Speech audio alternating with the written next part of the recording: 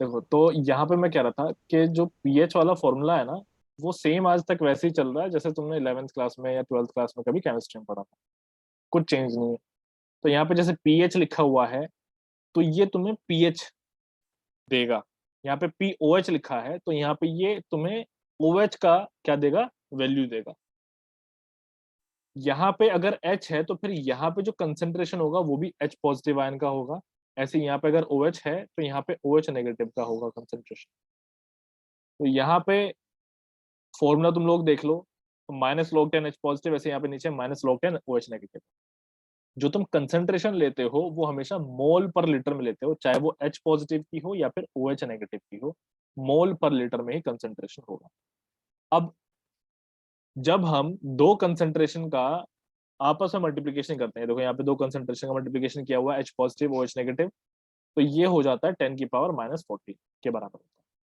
अगर मैं पीएच, अब देखो यहाँ पे मल्टीप्लीकेशन होता है लेकिन यहाँ पे एडिशन होता है, ये याद रखना, गलत मत कर देना। तो जब हम पीएच दोनों का ऐड करते हैं, यानी कि किस किस का पीएच, भाई एल्केलिनिटी का और अपने एसिडिक का, तो वो 14 हो जाता है। तो ये चीज है, इनको याद रखना है। अब जो तुम्हारा एग्जाम में आएगा वो ये तीनों ही चीजें आ सकती है, ये चारों ही चीजें आ सकती है। ठीक, न्यूमेरिकल भी आ सकता है, तो न्यूमेरिकल अभी जिस जैसे फॉर्मूला पे बेस्ड होगा वो भी मैं अभी न्यूमेरिकल करवाऊंगा। तो यहाँ पे पोटेंशियोमीटर डिवाइस होता है, उससे हम इसको कैलकुलेट कर लेते हैं, निकाल लेते हैं। नेक्स्ट, अब हमारे पास में क्या मतलब क्या नुकसान होते हैं, क्या फायदे होते हैं, ये जो हमारे पास में जैसे पीएच थोड़े चेंज होते रहते हैं, तो किस तरह का जो पानी होता है वो किस तरह का अफेक्ट करता है, तो वो देख लो। अगर एसिडिक वाटर है तो उसकी वजह से कोरोजन होता है, ये प्रीवियस ईयर में आया हुआ क्वेश्चन है, काफी इंपॉर्टेंट है एंड प्रीवियस ईयर में आया हुआ क्वेश्चन है, प्रीवियस ईयर क्वेश्चंस में आया हुआ। और एल्कलाइन वाटर अगर है तो वो इनक्रस्टेशन कर देता है पाइप पे। इनक्रस्टेशन क्या होता है, तुम लोगों ने देखा होगा एक सफेद सफेद व्हाइट कलर की। Deposition of something हाँ, such that it hinders with the discharge. Yes, white. अब यहाँ पे हमने इसको देख लिया। अब एक क्वेश्चन देख लेते हैं। क्वेश्चन बहुत छोटा सा है, हमें कंसेंट्रेशन दिया हुआ था H पॉजिटिव का, जो कि 10⁻⁻6 मोल पर लीटर, ये हमें कंसेंट्रेशन जो है दिया हुआ था। अब यहाँ पे फॉर्मूला था हमारे पीएच का -log 10, यहाँ पे आ रहा था H पॉजिटिव। अब लॉग जिसने सॉल्व किए हैं थोड़ा बहुत पता होगा, तो देखो माइनस की वजह से हम अब यहाँ पे क्या कर देंगे, ये हो जाता है 1/H पॉजिटिव, ऐसे हो जाएगा ये। तो यहाँ पे जो भी H पॉजिटिव का हमें कंसेंट्रेशन दिया हुआ है वो यहाँ पे आ जाता है 1/10⁻⁻6। ये ऊपर चला जाएगा log 10, 10⁻�6। अब देखो log 10 और 10 यहाँ पे है तो ये वैल्यू आ जाती है 6, तो हमारे पास में ऐसे आकर के आंसर जो है आ गया। तो इस तरीके से तुम लोग क्वेश्चन को सॉल्व कर सकते हैं। अच्छा, यहाँ पे मेंशन कर लो इंक्रस्टेशन के साथ में इसको स्केलिंग भी बोलते हैं, इंक्रस्टेशन ऑफ पाइप या फिर स्केलिंग, ये भी लिख लो। ठीक, तो इस तरीके से इसका सॉल्यूशन। अब नेक्स्ट हमारे पास में है यहाँ पे क्लोराइड कंटेंट। अब ये क्लोराइड कंटेंट कैसे निकालते हैं, ये भी एग्जाम में आता है। यहाँ पे जितनी चीजें चल रही हैं सब मोस्ट इंपॉर्टेंट है, प्री के पॉइंट ऑफ व्यू से भी एंड मेंस के पॉइंट ऑफ व्यू से भी।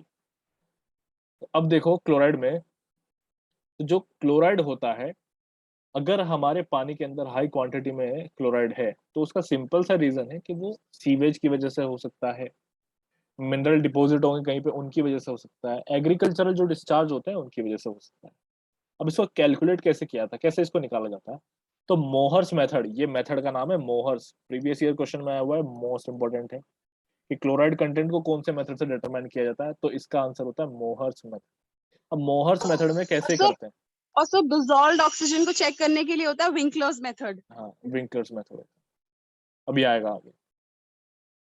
चलो तो यही लिख लो फिर, विंकलर्स मेथड, डिजॉल्व्ड ऑक्सीजन को निकालने के लिए, ये भी प्रीवियस ईयर में आया हुआ है, डिजॉल्व्ड ऑक्सीजन को डिटरमाइन करने ये के लिए सर इनके पास ये फालतू क्वेश्चन होते हैं। Winkler's method.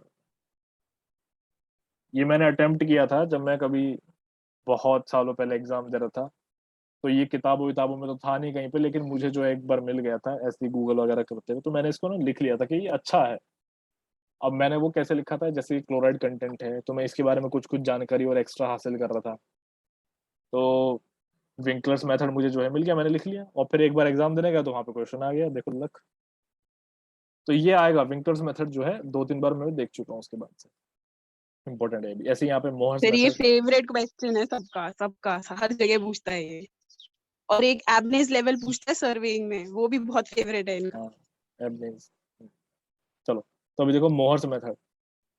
अब मोहर्स मेथड को कैसे कैलकुलेट करते हैं? AgNO3 को हम एज अ टाइट्रेंट यूज करते हैं। ऊपर जो हमने यूज किया था एल्केलिनिटी में, हमने एसिड लिया था H2SO4, वो टाइट्रेंट था। यहाँ पे उसी तरीके से AgNO3 यानी कि सिल्वर नाइट्रेट हमारा टाइट्रेंट होता है।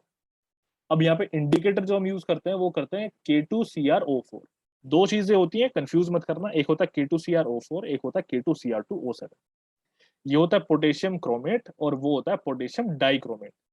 ठीक है, तो यहाँ पे हम सर पोटेशियम, एक क्वेश्चन मैंने देखा था, लाइक सॉरी, ये जो हाँ ग्लूकोज होता है, glucose C6H12O7, if I am not wrong,